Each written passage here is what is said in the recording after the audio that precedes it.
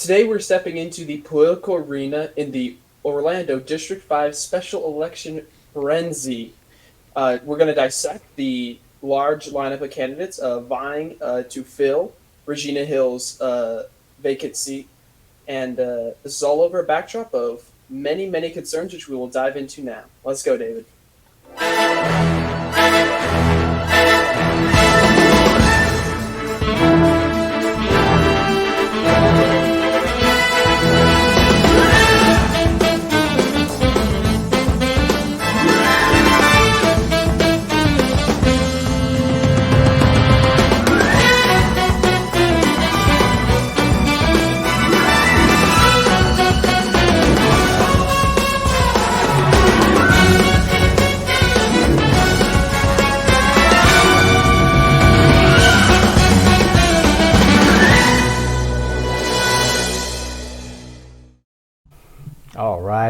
All right.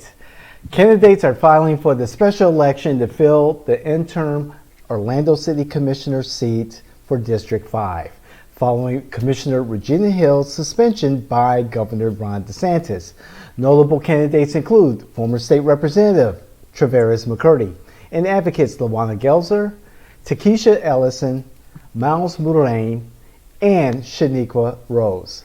Issues like affordable housing, public safety, and youth programs take center stage in their campaigns. Here we go.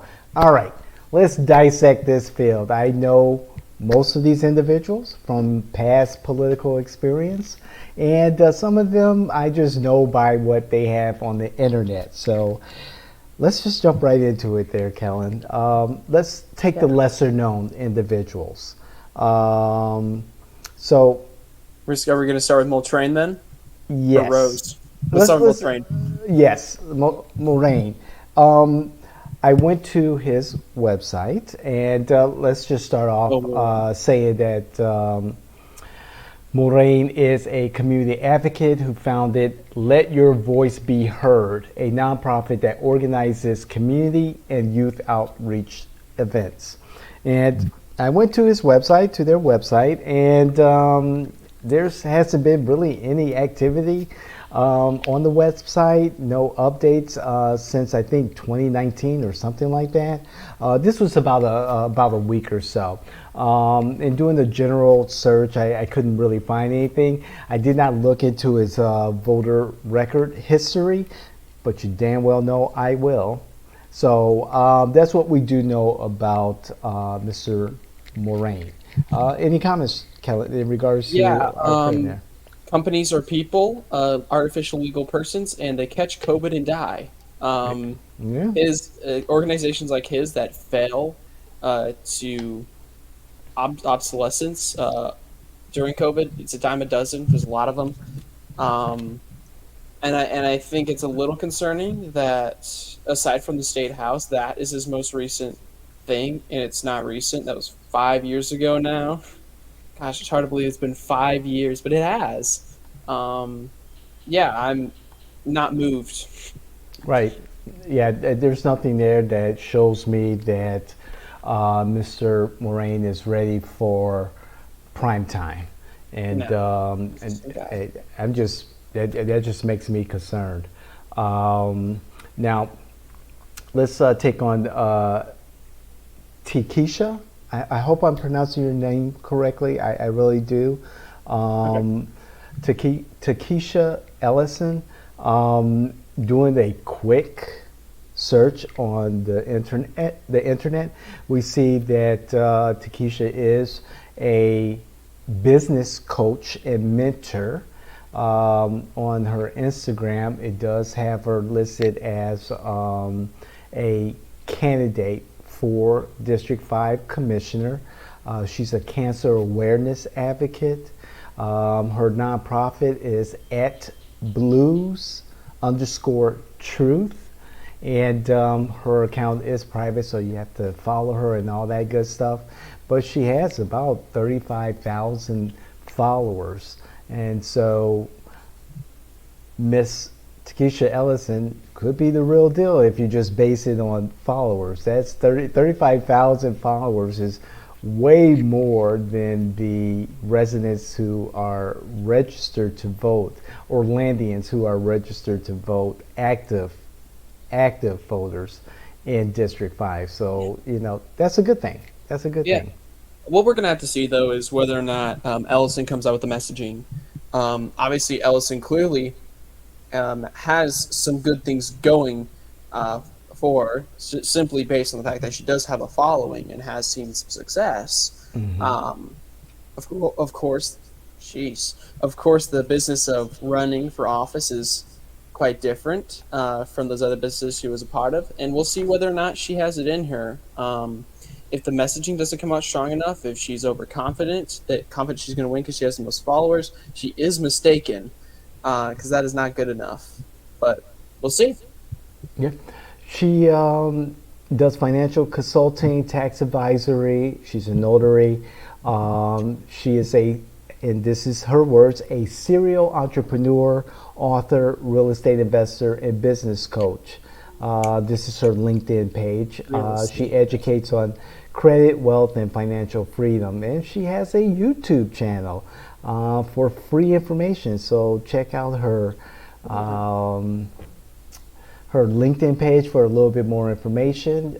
She does talk about having 2 million views on her business credit and funding reel on Instagram. Wow. So, hey, talk about business. Got an influencer here, huh? Yeah, she knows her business. As a real estate investor, I'm very curious to see what her stance is going to be on how we're going to develop the city of Orlando, which is basically most of Orange County at this point, because that is a hot button issue that you and I do not shut the hell up about. Amen. I'll err on the side of caution and say that I don't know, but when I hear real estate investor, I hear we're building more suburbs. Maybe she can come out with messaging showing otherwise, and I will be waiting for that. But I will say, in this specific area, a little bit of a red flag. I agree. I'm going to delve more into her background and check her out on YouTube and explore her LinkedIn page a little bit more, because that's where us professionals are. And I know that her business started in 2019. So we'll do a little bit more research and see what her experience and knowledge base, how it can apply to being an elected official. Because right now this race is up for grabs. Without a doubt, it is up for grabs. Yeah. So next on our list, we have Shaniqua Rose, also known as Shan Rose. So Shan ran for District 5 Commissioner in 2019 against Regina Hill and lost miserably. As a matter of fact, I would recommend that Shan not run this time around because of the fact that she did poorly in the last election when it was just the two of them. Less people voted in that election. I believe less than 2,200 people voted in that election, and Regina Hill received over 70% of the vote. Yes. And 4 years prior, Commissioner Hill ran against 5 or 6 other candidates, and she won with just over 50% of the vote, and about 2,300 people voted in that election. So, 4 years prior, 2015, 2016 versus 2019, Regina Hill did well, and Shan Rose going up against the Commissioner 101 wasn't really able to run an effective campaign. In full disclosure, I met with her in person and her campaign manager over the phone for more than 3 hours, and laid out a path to victory for Shan. obviously she didn't follow it. So my confidence in her running this time around against, names like former Representative Travaris McCurdy, Lawanna Gelzer. They have name recognition. They have the money. They have the systems in place to run an effective campaign. I think Shan was such short notice for this May 21st special election. I think this is she's out of her league in this one. Kellen? Yeah. She has name recognitions for losing. Yeah. And losing begets losing. This is something you can see as a general political pattern. There are exceptions to the pattern, but generally, once a person loses once or twice, they're struck out, basically. When people lose, good candidate or bad, that does harm to their public image. Even if they're a good candidate and they lost, it's still bad for them because it's a perception that because they're a loser, that they are not the good candidate with a lot of people. It's a weird kind of psychological, I guess, kind of fallacy that a lot of people run, that because they lost, they must be worse. But it's true. That's how most people think. So if you can't prove that something has changed since last time, and you're not going to come out here swinging and guarantee to win, not guarantee to win, but I have a good chance of winning, Right. it's not worth the risk unless you really just don't want to be in an office in the future and you want to make sure that you don't get there on accident. In which case, this is a great strategy.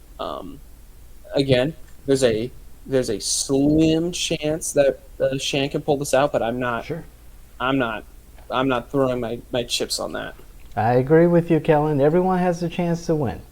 Things can happen. Things can change from previous elections. I think it's going to be McCurdy or Gelzer. I think one of them is going to get this. Agreed. And speaking of McCurdy and Gelzer, let's go with Lawanna Gelzer. Okay. Lawanna is the perennial candidate. She's ran. In my 10-year experience here in Florida, I've known her to run for office in West Orange, West Orlando, almost every year that there's an election, and it's the same can be said about this special election for District 5. Lawanna has the systems in place. She has the necessary funding in place. Definitely the name recognition. She came in a very close third for the County Commissioner District 6 race last year or the year before. We're in 2024 right now, so I think it was 2023. Yeah, 22 has been Scott. 22, thank you. Yeah. And so she's been an incredibly vocal advocate for the community. Her nonprofit has done, many surveys and services for the community.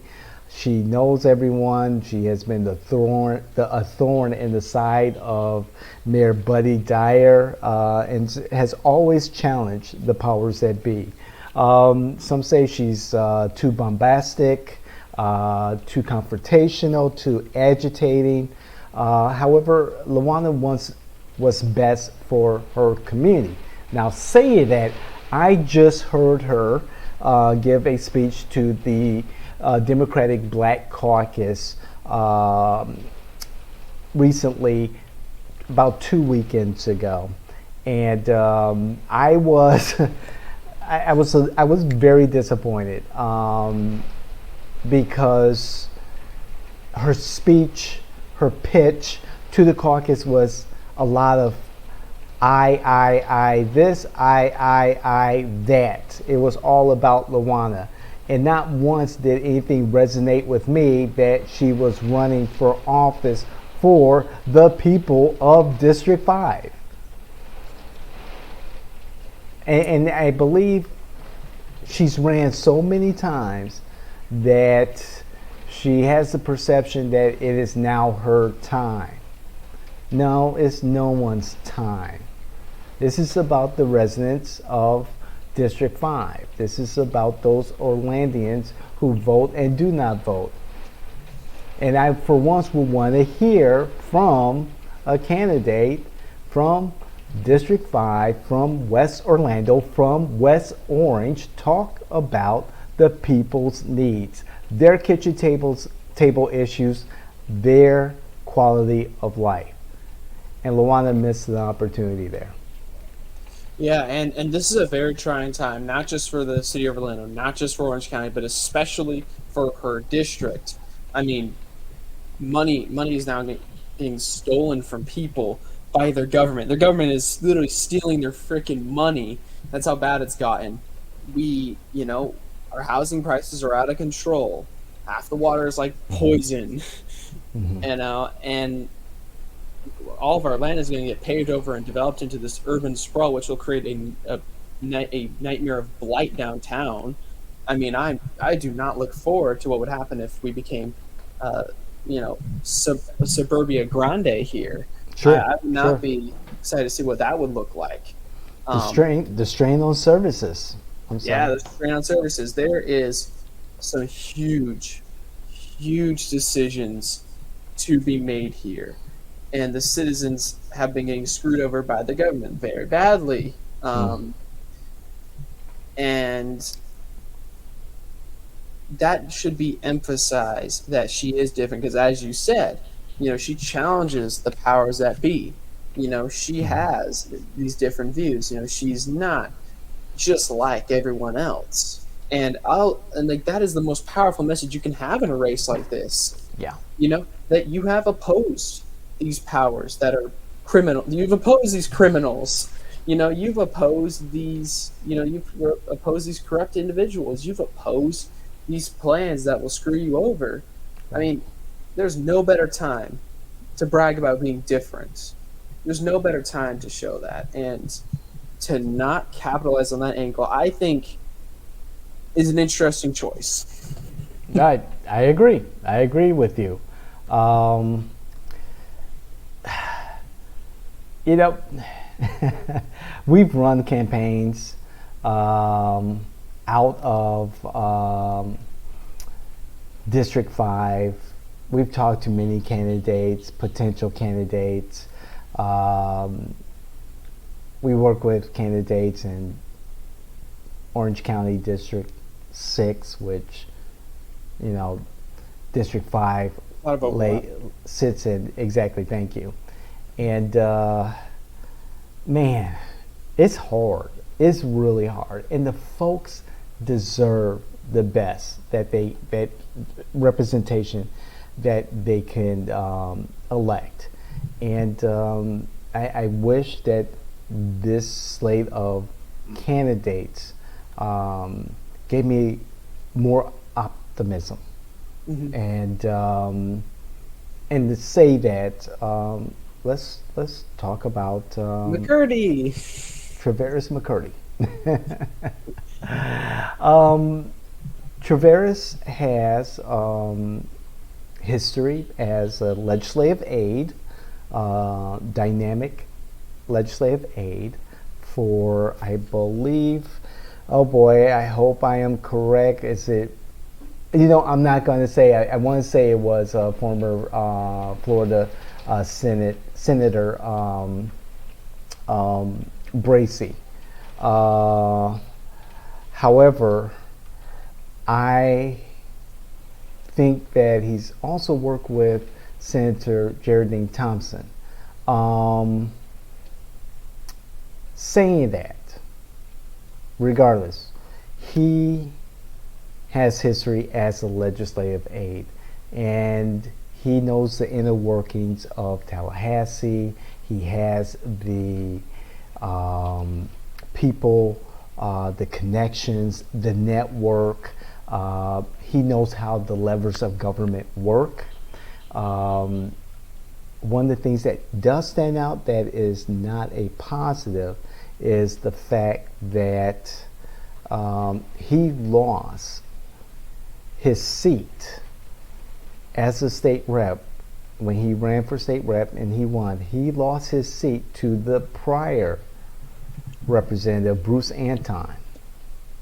And That's like you kind of scratch your head, like, How does that happen? how does that happen? What went wrong? Like Right. genuinely, like was it in the campaign? Was it in the legislation? His communication while he was there?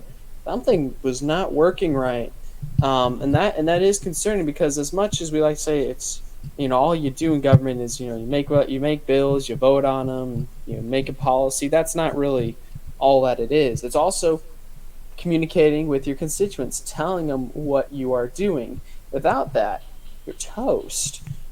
And this raises real concerns about whether or not we will get a strong communication pipeline from McCurdy, um, and that's something that will need to be emphasized. There is a big culture right now to want to vote people that aren't involved with politics because politicians are corrupt, therefore non-politicians are good. Another fallacy that we like to do. Right. But don't discount that experience that McCurdy does have. That is valuable. Regardless of what level of government you're at here, experience is experience is experience. You don't want too much on the job training. You want at least a little prior experience. That way the gears can get moving sooner rather than later. And so I do appreciate that about him. But as you said, their track record is a little spotty. Should we rename this special election the losers bracket, David? We could say that. Yes, we could say that. It's very possible. It's very possible. Yeah. Again, I wish I had more enthusiasm. I wish I could say that we had candidates that inspire folks to come out and vote in May. I wish we had candidates that would bring a lot more than what their current platforms have provided to the public so far. Yeah, and their platforms, by and large, are near clones of each other. That's another thing I don't think we mentioned earlier. Most of these, except for Mulrain, however you say their name, who doesn't have as much rock solid right now. They're all kind of saying similar vague messaging. We're going to talk about the issues like roads and education and I don't know, development, business. I think maybe we haven't really gotten any specific plans yet, and that could be a consequence of how short notice this election is. With Regina Hill suddenly stealing money from your grandma out of nowhere, and then you get like 5 seconds to run for office and run a campaign, which is brutal, by the way. The time frame here is absolutely brutal, so it is hard to run a campaign on this timeline. So maybe that's why we don't have many very specific things, but I would like to see that coming from at least one of these people. Like, if you can prove that you actually have a specific plan and your others don't, that's a leg up. Like you said, David, this is anybody's to win, and the person that can effectively message not only that they are different from Regina Hill in the ways that matter most. They're not going to steal from your grandma. That they are here to look after you. Yeah. And that they have specific plans and specific solutions for your dinner table issues, and the other candidates don't. The person who can make that messaging the strongest to the most number of people has the best chance of winning. This is the way I see it. Again, this is very early. We will do an analysis when this is done. Because we like doing that thing, seeing what works, what doesn't work. Helps us in our own trade. And that's pretty much all I got. That's pretty much my final word. The losers bracket, Royal Rumble. We'll see what happens. Indeed, District 5, West Orlando, West Orange, never ceases to amaze me and brings a great deal of intrigue. And so we'll be keeping our eye on this. And good luck to the contenders. There may be time for a couple of more to enter the race, but again, you can't make this shit up. You really can't. Remember to like, comment, share. We want to grow this community. what candidate inspires you the most, the least bad? What are your thoughts on these guys? We want to know.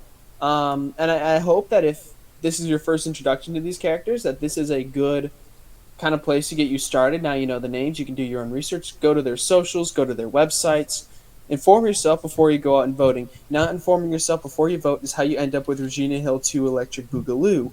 And nobody wants Regina Hill 2 Electric Boogaloo. Look how well it turned out last time. Again, if you have any comments, please try to bring your facts and experience. Please try to keep your feelings out of this. We want to have conversations with everybody across the aisle, and it just makes it easier that way. This has been You Can't Make This Shit Up, and we are out. All right.